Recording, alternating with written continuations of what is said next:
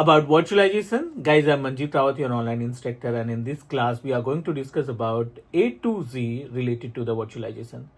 इस particular class में हम आपको शेयर करने वाले हैं अबाउट वर्चुअलाइजेशन, होता क्या है वर्चुअलाइजेशन, टाइप्स क्या होते हैं वर्चुअलाइजेशन के, और कौन कौन से एप्लीकेशन या टूल्स मार्केट में अवेलेबल हैं जिनकी हेल्प से हम अपने वर्चुअल इंफ्रास्ट्रक्चर को इस्टेब्लिश कर सकते हैं।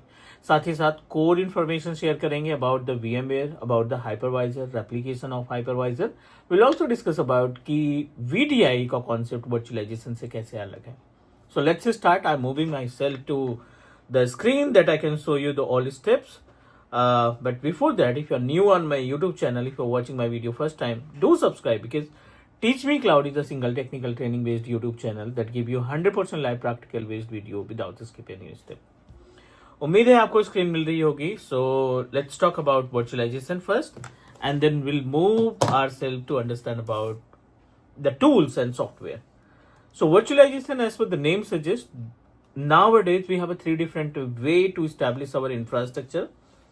पहला, आप ऑन प्रोमाइसेस पे जा सकते हैं जिसमें आपको हार्डवेयर परचेज करना पड़ेगा. You must need to purchase the hardware और फिजिकली इनको मेंटेन करने की रिक्वायरमेंट होगी. दूसरा, आप वर्चुअलाइजेशन सेटअप क्रिएट कर सकते हैं with the help of host और इस होस्ट में मल्टीपल वर्चुअल मशीन को इस्टेब्लिश किया जा सकता है. मल्टीपल वीएम्स को आप क्रिएट कर सकते हैं. नंबर थर्ड, आपको एक प्रॉपर प्लेटफॉर्म मिल जाता है जिसको हम बोलते हैं cloud platform, right.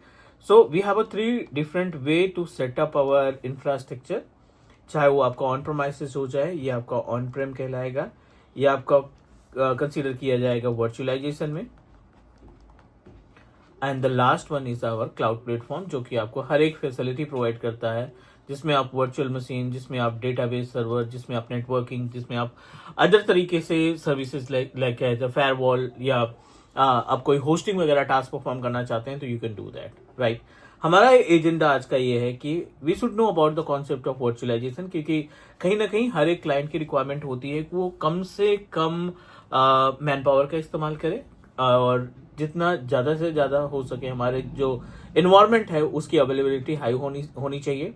And second important part, less trouble shooting. ऐसा इंफ्रास्ट्रक्चर जिसमें बहुत कम ट्रबल शूटिंग का पंगा हो, like we are not going to trouble shoot on every daily basis.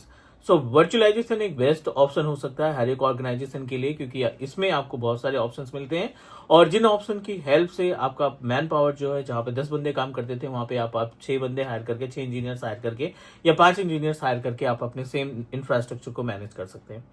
Maintenance लो है क्योंकि इसमें एक सिस्टम को मेंटेन करना और बाकी की जितनी भी वर्चुअल मशीन है, सभी वर्चुअल मशीन को आप उसी लोकेशन से कंट्रोल और मैनेज कर सकते हैं. सो बिल्कुल बेस से बात करें तो वर्चुअलाइजेशन को आप दो पार्ट में कैटेगराइज कर दो. Basically virtualization is categorized in 2 different part, although we have already discussed about it. बहुत पहले बात हुई थी, लेकिन अभी हम कुछ और भी इसमें ऐड करने वाले हैं. वर्चुअलाइजेशन बेयर मेटल वर्चुअलाइजेशन होता है. सॉरी, पहले तो हाइपरवाइजर टाइप 1, ठीक है. पहला है अपने पास हाइपरवाइजर टाइप 1 और दूसरा है हाइपरवाइजर टाइप 2. दो तरीके से वर्चुअलाइजेशन को आप डिवाइड कर सकते हैं अलग अलग पार्ट में. हाइपरवाइजर टाइप 1 को बोला जाता है बेयर मेटल वर्चुअलाइजेशन. कॉन्सेप्ट क्या है वो भी हम डिस्कस करने वाले हैं, बेयर मेटल वर्चुअलाइजेशन. और इसको बोला जाता है, यानी हाइपरवाइजर टाइप 2 को बोला जाता है होस्टेड वर्चुअलाइजेशन.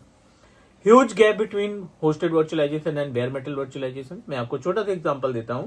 आपने एक हाई कॉन्फ़िगरेशन का कंप्यूटर परचेज किया, 128 GB की रैम इसमें है, राइट, और अप टू 12 कोर का सीपीयू इसमें आपने लगा रखा है, प्रोसेसर आपने 12 कोर का लगा रखा है, 1 TB का SSD और 10 Gbps का इथरनेट कार्ड यानी NIC आपने लगा रखा है. Everything is okay. ये हाई कॉन्फ़िगरेशन का मशीन आपके पास है, बट अनफॉर्चुनेटली इस मशीन में कोई भी ऑपरेटिंग सिस्टम नहीं अवेलेबल है, राइट. कोई भी ऑपरेटिंग सिस्टम अवेलेबल नहीं है. इट मीन्स दैट ये कंप्यूटर आपका किस पे है, डॉस पे है, and you are not able to perform any task. जब आपके कंप्यूटर में ऑपरेटिंग सिस्टम नहीं है तो ये जो हाई कॉन्फ़िगरेशन है उसका कोई यूसेज नहीं है. अब बात करते हैं हम यहाँ पे हाइपरवाइजर टाइप 1 के केस में, जो बेयर मेटल वर्चुअलाइजेशन है ना.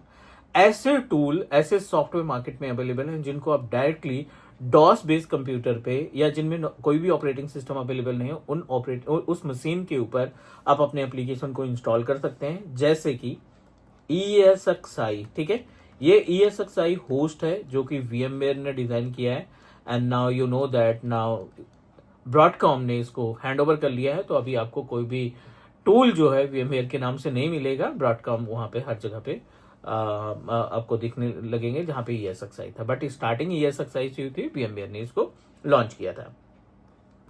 दूसरा आपको मिलेगा Xen server, right. Xen server is also a type of hypervisor type 1 sorry, और इसका जो ऑनर है वो है सिट्रिक्स। लाइक आपने नाम सुना होगा सिट्रिक्स का।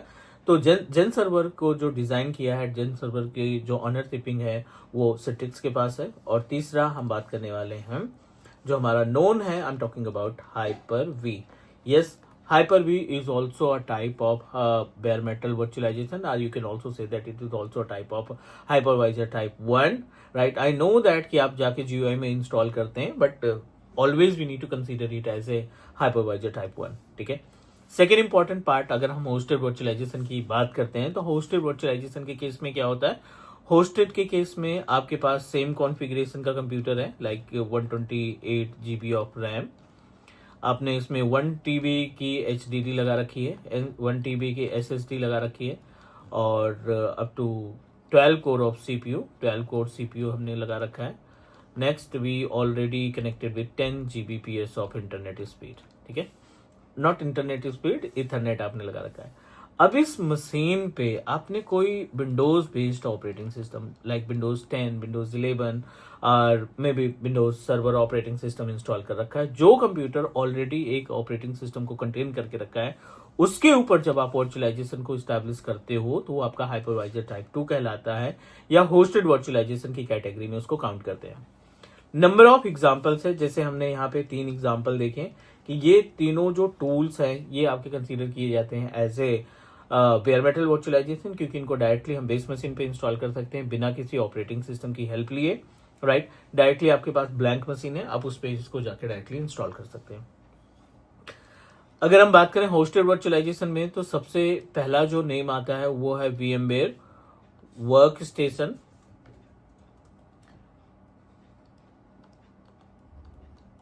ठीक है, पहला नेम आता है VMware वर्क स्टेशन, और दूसरा इसमें आता है आपका virtual PC,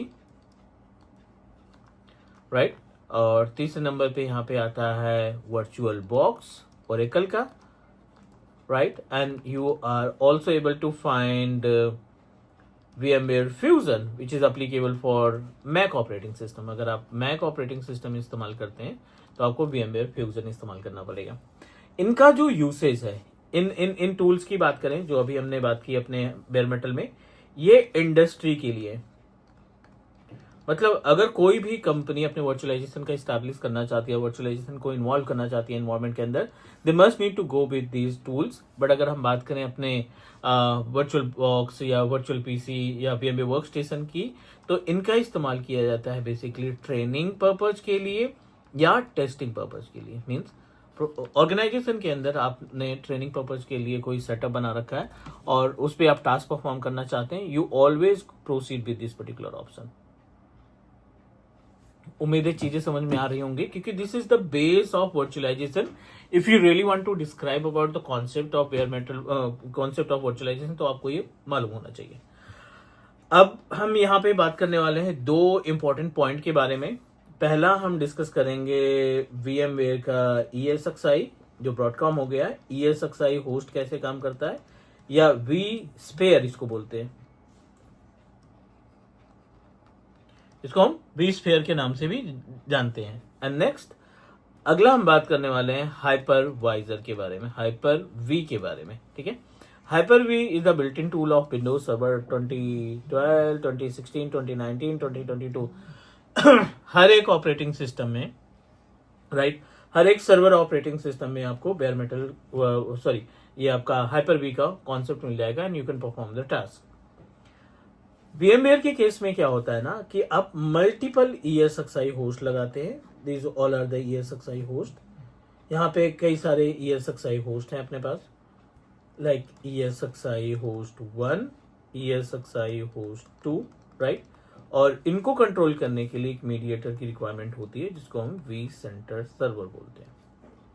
vCenter server is responsible to perform that all task. vCenter server की जो जिम्मेदारी होती है, जितने भी नंबर ऑफ ESXi होस्ट आपने कनेक्ट कर रखे हैं उन सभी ESXi होस्ट को प्रॉपर तरीके से मैनेज करना, उसके अंदर की वर्चुअल मशीन, उसके नेटवर्किंग, इनसे XYZ जो भी टास्क आपको परफॉर्म करना है वो vCenter सर्वर अपनी तरफ से चीजों को मैनेज करेगा।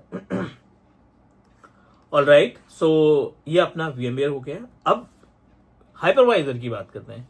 हाइपरवाइजर के लिए आपने एक बेस मशीन बनाया, उसमें Hyper-V की सर्विस को इंस्टॉल किया, राइट। और Hyper-V की सर्विस इंस्टॉल करने के बाद आपको एक Hyper-V मैनेजर का विजार्ड ओपन हो जाएगा। अब इस Hyper-V मैनेजर की मदद से आप नंबर ऑफ वर्चुअल मशीन को क्रिएट कर सकते हैं। ये इंडिविजुअल मशीन की बात करें, बट अगर आपके पास मल्टीपल Hyper-V का सेटअप है, मल्टीपल सर्वर है, ठीक है, सो इस सिचुएशन में जो आपकी VMs हाइपरवाइजर टाइप 1 में रन कर रही है, हाइपरवाइजर मशीन 1 में और हाइपरवाइजर मशीन 2 में जो रन कर रही है वर्चुअल मशीन्स, आप इनके बीच में रेप्लिका बना सकते हैं। So you can also say that with the help of Hyper-V हम यहाँ पे रेप्लिकेशन भी स्टैब्लिश कर सकते हैं। Alright, so this is the concept of hypervisor. देखो, पर्पस दोनों का अलग है। जो कंपनी ऑलरेडी लाइसेंस परचेज कर रखे हैं, क्योंकि ब्रॉडकॉम या VMware की बात करें तो इनका लाइसेंस की कॉस्ट जो है थोड़ा सा ज्यादा है in compare of our normal Microsoft based hypervisor, क्योंकि हाइपरवाइजर आपका जब आप विंडोज का लाइसेंस परचेज करते हो तो उसी में मिल जाता है और ये भी सारी फैसिलिटी प्रोवाइड करता है। आप इसमें रेप्लिकेशन बना सकते हैं, राइट। आप इसमें रेप्लिकेशन बना सकते हैं, आप इसमें फॉल्ट टॉलरेंस क्रिएट कर सकते हैं, आप इसमें HA हाई अवेलेबिलिटी बना सकते हैं, राइट। सो आप इसमें फेल ओवर बना सकते हैं। कई सारे ऑप्शंस आपको देखने को मिल जाते हैं जब आप हाइपरवाइजर की बात करते हैं।